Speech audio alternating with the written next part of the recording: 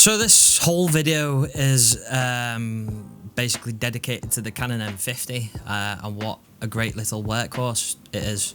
So one of the main anxieties I have with all the photography that I'm doing at the moment is my gear good enough? And I've mentioned this before in a few other videos, and I've come to the conclusion that it absolutely isn't. It's more to do with how you use the equipment you have, and it's more to do with how you make your compositions. It's the art that you can make. I feel like the last maybe 3 or 4 videos I've forgotten the initial purpose of why I used to go out with my camera. As recently you probably noticed, I've been shooting with the Canon M50, and I'm not going to lie to you, I feel a hell of a lot more confident behind my Canon camera than I ever did behind the Lumix G100. There's a little bit of a reason for that. My very first ever camera was this bad boy, which is the Canon 300D.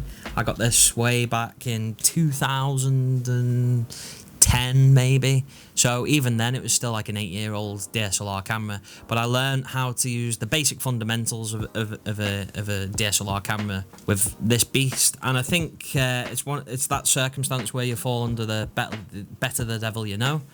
So using Canon, I've always felt legitimately a lot more confident.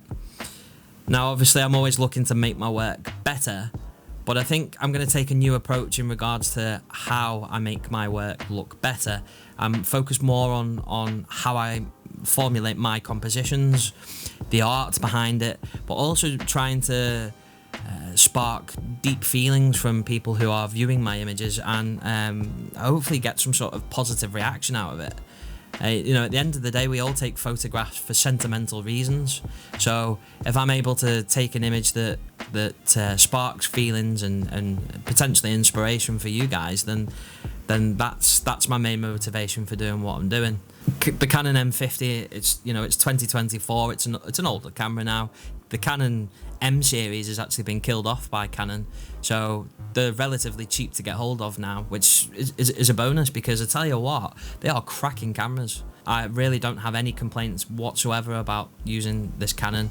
There are some issues with it. The video isn't great, so in 4K there's a massive crop. There's barely any autofocus apart from contrast-based autofocus, but you can work around that. 100% definitely work around that, and I think it's little nuances like that that allow you to get the experience and improve the quality of your work, because you're working around different little things like that. So eventually when you do work your way up to a better camera, you'll just feel very comfortable and smash it out the ballpark. So yeah, I just wanted to update everybody who's been watching my videos and following me. Moving forward, the Canon M50 is the camera that I'm going to be using. I am currently saving up for a Canon R series, probably gonna looking at getting the R6, but that's gonna be down the line. I did shoot my first wedding with the Canon M50 as well, and I've got to say I was absolutely made up with the images. The clients that I took the pictures for were absolutely made up with the images as well. So I haven't got anything to complain about really. The low light's not great, but it's workaround. But where this camera shines the most, in my opinion, is street photography. And to be quite honest with you, street photography is becoming quite a big passion of mine. There's something really fascinating about basically being invisible, not being seen, but capturing moments, freezing time almost. And I'm trying really hard to develop that skill set and get better.